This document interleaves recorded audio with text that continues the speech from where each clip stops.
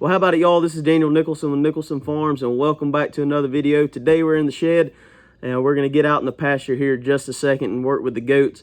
But I wanted to sit down and talk to you about nutritionally flushing does first. We're 3 weeks away from kidding season, so we got to get started today with our nutritionally flushing. So I figured we'd go over nutritionally flushing, kind of what, when, how, and all that good stuff. I've got a sheet of paper here with some numbers I ran on feed costs in our local area, and tell you, what that means for us as far as how we're going to do nutritionally flushing. So let's sit down and talk, I guess. I've been doing the YouTube thing for about 2 years now. Walking around out in the pasture with a bunch of animals holding a camera is not too awkward to me anymore. I try to be as natural as possible in front of the camera. Whenever my brother and my dad's one thing, around other people, I get a little nervous, but sitting down and actually trying to talk about something serious where I'm trying to make sure I'm saying the right things still makes me a little bit nervous. I think I'm gonna take like 3 or 4 of this intro.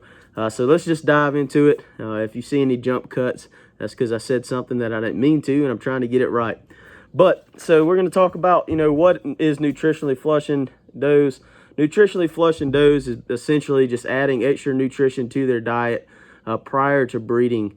And we're going to try to accomplish several things while doing that. We're going to try to accomplish, better and stronger ovulation cycle, conception rates, embryo implantation, and have more twins is our main goal. That's why I started doing it, just for the numbers. I wanted more twins, and we're hoping to increase our kidding rate by doing this by 10 to 20%. So we'll just have to wait and see whenever babies hit the ground if it works. I can tell you this, in years past we have noticed better kidding rates of twins, and I contribute it to the nutritionally flushing. We're also doing a lot of other things that contribute to healthy pregnancies here at the farm, but this is our first step. This is whenever we're getting started, we're starting this and starting the pregnancy off right. So when we do this is 2 to 3 weeks prior to breeding. We're going to increase the nutrients level. We're going to start adding some more vitamins, minerals, fats, and proteins into the diet to try to get these stronger ovulation cycles, try to get these does to drop more eggs. We're trying to increase their body score just so they go into this pregnancy as healthy as they can be. We're going to continue to do this for 4 weeks after the bucks are added. We're just going to, keep that nutrition playing high. And after that, pretty much all the does are bred at hopefully within 2 to 3 weeks is what we shoot for. I think last year our kidding season was like 3.5 weeks. So that 4 weeks should cover them while they're getting bred. And like I said, hopefully everybody's covered. The nutrition level as high as possible. And how we do this in several different ways. Well, let me back up just a second and talk about what goats are going to be affected by this. If you have a goat that is extremely healthy, fat, pretty as it can be, more than likely she has everything she needs to ovulate just fine. And most of the times those does do have twins. And if they had a single, it's not much you can do. By increasing this nutrients to them, it's really not going to do that much to them. On the other end of the spectrum, if you have one that's really lagging behind, that's pretty skinny, maybe be wormy, rough hair coat, you add this in, yeah, you're helping her out, but it's probably a little too late to catch up to get the results you want. We're shooting for those does that are slightly underweight, maybe a little bit younger, trying to increase their body size, body score, and just basically help them out a little bit during this time. Breeding season is stressful for the does and the bucks, so any kind of grain or any extra nutrients kind of helps eliminate that stress within. So let's talk about how we do this. There's several different ways you can do this, and the most common is probably just adding grain into the diet. We're going to try to add vitamins, minerals, fats, and proteins in. Grain carries all those things. So by adding grain into their diet, you're introducing nutrients that they're not getting from the grass. In return, hopefully it's going to help their body condition and help all those things that we're shooting for. And typically whenever you do the grain, we've done grain for the past 4 or 5 years. And I always started off with about 1/4 to 1/2 pound per head per day. and we increased that by week 2 to about a pound per head per day, and we fed that through the duration of breeding season. And grain works well. I'm going to explain to you here in just a second why we're not using grain anymore on our farm, and how we're going to do things this year. Another way you can do this is by hay. A lot of grass-fed operations will introduce hay right at the time of breeding, some high quality hay such as alfalfa or maybe Bermuda, whatever area you're in. We don't have a lot of alfalfa around here. You can buy it in, but it's pretty expensive. But we don't use hay just for the simple fact that we bale our own hay, and our hay field is Johnson grass, Bermuda, Bahia, all kind of different pasture grasses mixed in, and we don't get it tested, so we don't know what the nutrients level of that is.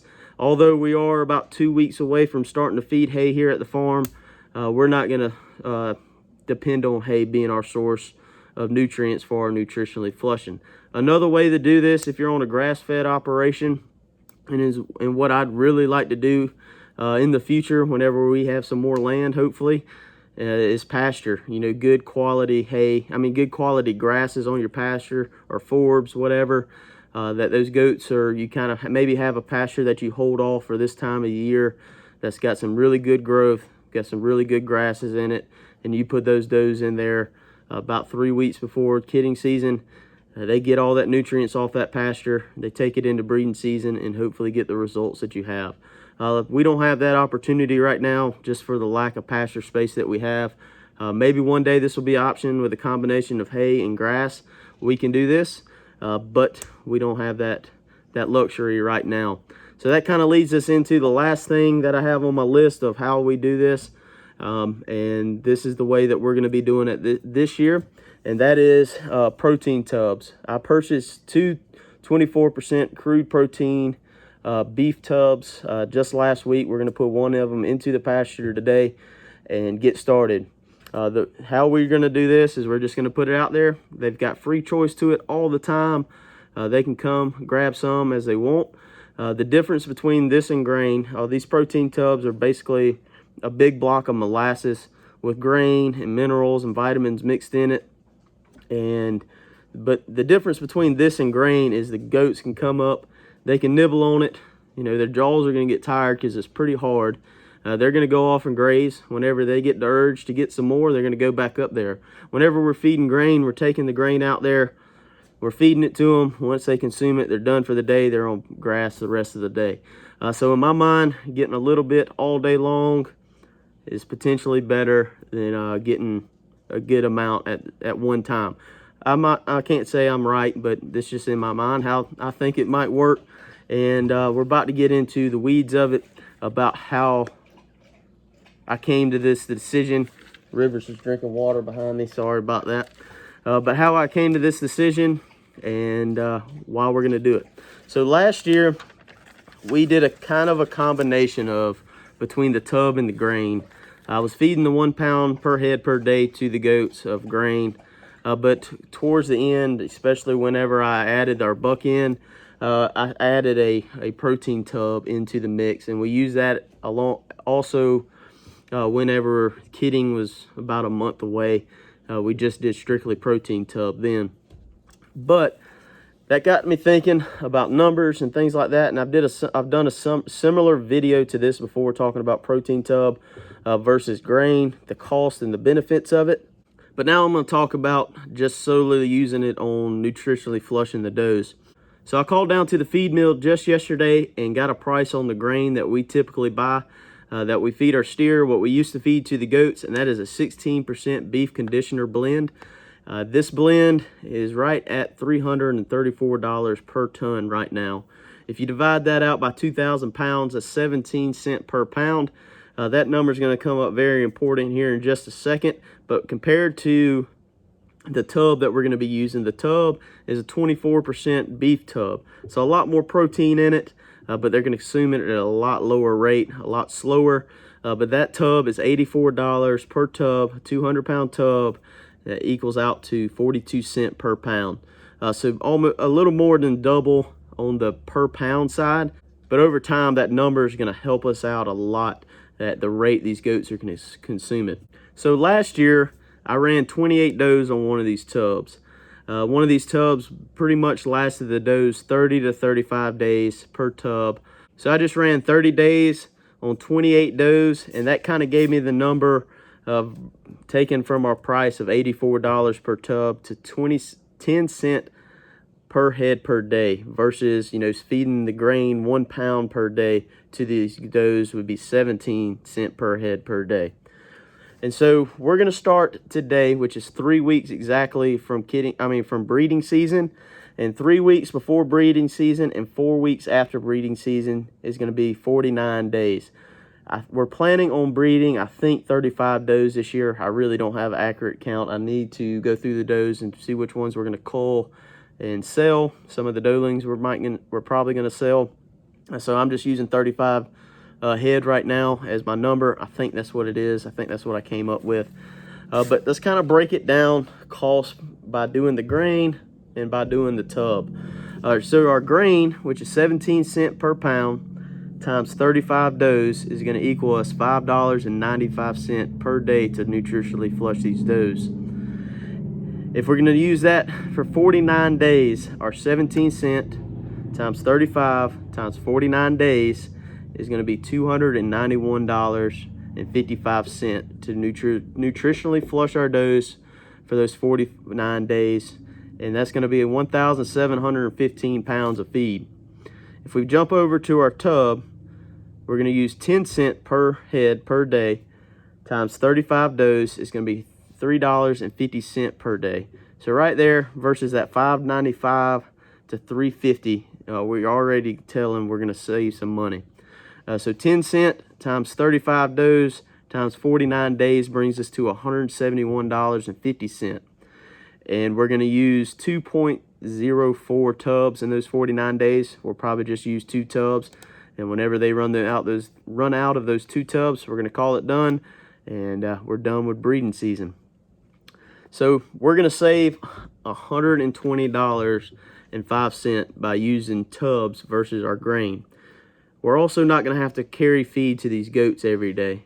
The tub's out there already. If something happens, I get tied up, I can't get by, I know they've got the tub there. They can go ahead and get that nutrients. I don't have to worry about skipping a day on the feeding.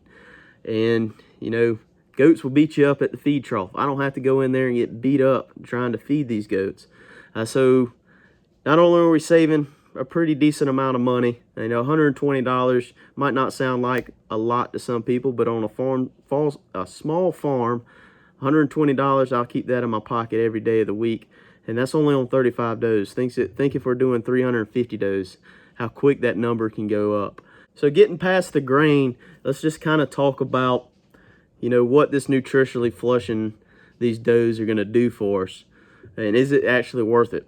So on 35 does, let's just use 50% kidding rate. That's a pretty average kidding rate. Last year we had some circumstances with abortion where we were a little bit below that. But 150% kidding rate on 35 does is going to be 52 and a half kids. I don't know where you're going to get that half from. 52 or 53 kids is what you probably expect with a 150% kidding rate.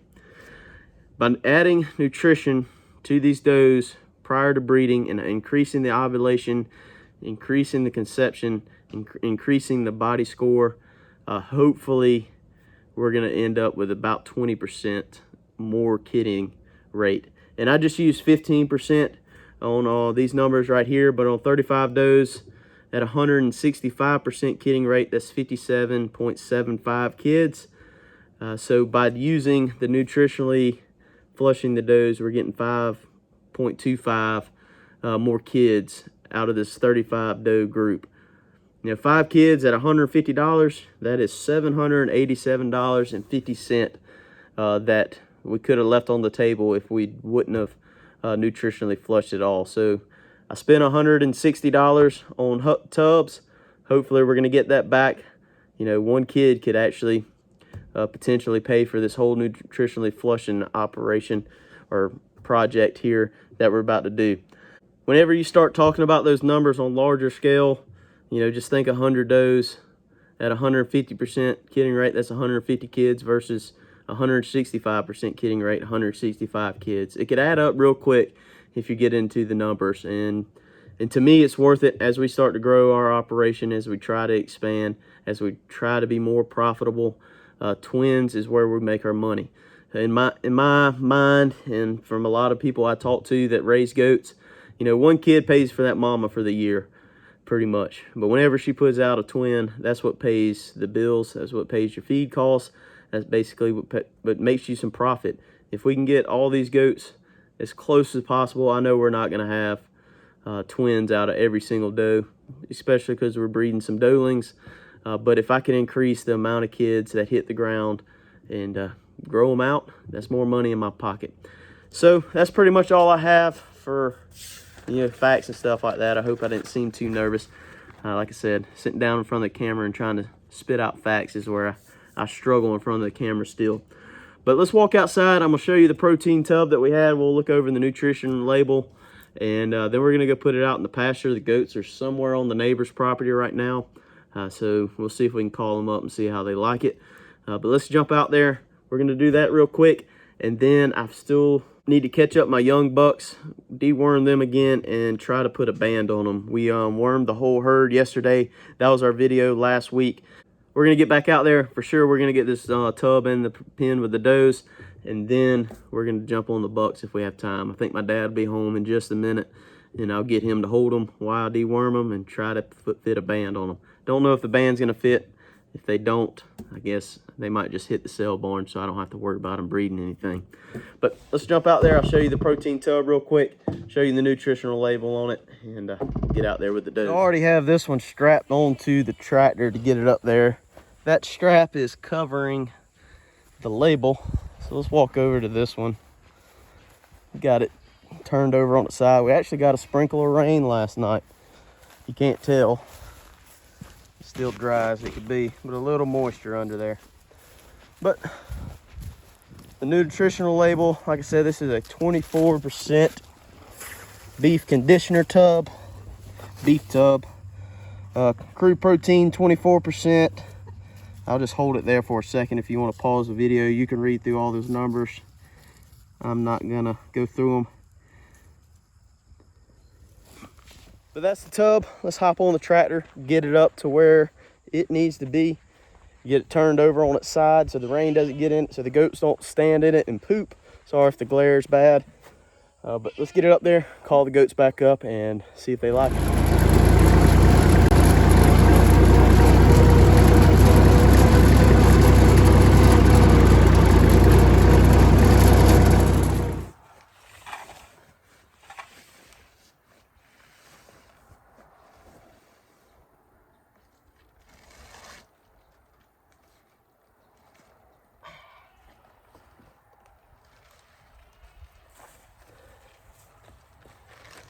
So I always turn that tub on its side.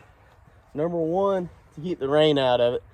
And actually, number one's probably to keep the goats from standing on it and pooping and peeing on it, getting a bunch of hair on it. Laying it over on its side like that won't allow them to do that. It's also going to keep the rain out. I'm going to put in this catch pen because the horses are in this pasture. Horses are not supposed to eat this. Too much carbs in it for them. They'll founder if they eat too much of this. So we don't want to do that. So put it in this catch pen, kind of crack this gate where the horses can't get in, and just the goats can go in there and get it. So let's see if we can find these goats. I don't even know where they're at. So they're out here somewhere. Let them out about probably 4 or 5 hours ago. Don't see them anywhere in sight. Hollered at them a couple times. They're somewhere.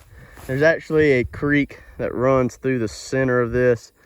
Goats aren't going to cross the creek. Fence on the front side's good.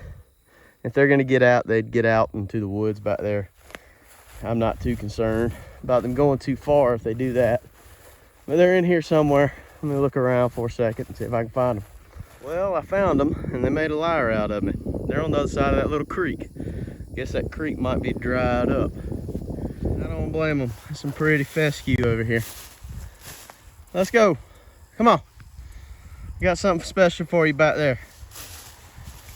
People on the camera want to see you eat it. I didn't bring a bucket with me. Let's see if we can get them back across this creek. I don't know where they went through to start with. They're not liking going through there, but they're coming. Goats do not like water at all. Got a couple across, maybe the rest of them will come. That's the last of them. The rest of them up here on top of the hill. Kind of concerns me. I've never seen them on the other side of that creek right there. We need a good rain to keep them on this side. There's a gate right up here that the goats can get underneath. Might see if I can do something to it. And sorry about the plane in the background. See if I can make it where the goats can't get underneath that. Other than that, over where you can see this sorghum field over here, that's a barbed wire fence. I know the goats can get out from underneath that. So I don't know, maybe we just won't leave the goats out here so free anymore. I don't know. We're just, if I see them back on the other side of the creek again, maybe we'll talk about it. They must have found the one dry spot, because they definitely didn't want to come through that right there. So let's see if we can get them back up there to the protein tub. Well, we're back at the gate. I don't blame them for being over there. If you look at this compared to what was over there, there's some fescue in here that they've pretty much munched on. Bunch of dried up ragweed. Got a good 2 frosts last week, so all the Bermuda grass is done. I don't blame them from going over there either. They're about to find that protein tub though. They're more worried about water right now. They're not hitting on it right now, that's for sure. Maybe they'll figure it out here in a second when they quench their thirst. Got them back over here. I'm gonna leave the gate open. They'll figure out this protein tub. I'm sure they'll eat on it. Well, they're actually not too impressed with it right now. They'll get on it shortly. I'm sure they're worried about getting some water right now. I'm gonna leave this gate open. If they want to go back out there, they can. We'll shut them up before dark. Just gonna have to keep an eye on the creek situation, ain't we, sheep? So my dad's back. I'm gonna go work the bucks. Probably just gonna run a time lapse of it at the end of the video. It's nothing more than we're just gonna drench them with some dewormer. And if we can fit a band on the 3 that kind of got a little wormy on us, we're gonna go ahead and put a band on them. So I'm gonna go ahead and wrap this video up. I think it's getting a little long. I really appreciate you hanging out with us. I hope this information helped you out some if you're thinking about nutritionally flushing some does. I know these does aren't on that protein tub yet. But they'll be on it for sure. Last year they ate the other one up. So I really appreciate you hanging out with us. If you haven't already, please hit the subscribe button, hit the like button, hit the notification bell, leave us a comment, and we'll see y'all on the next one.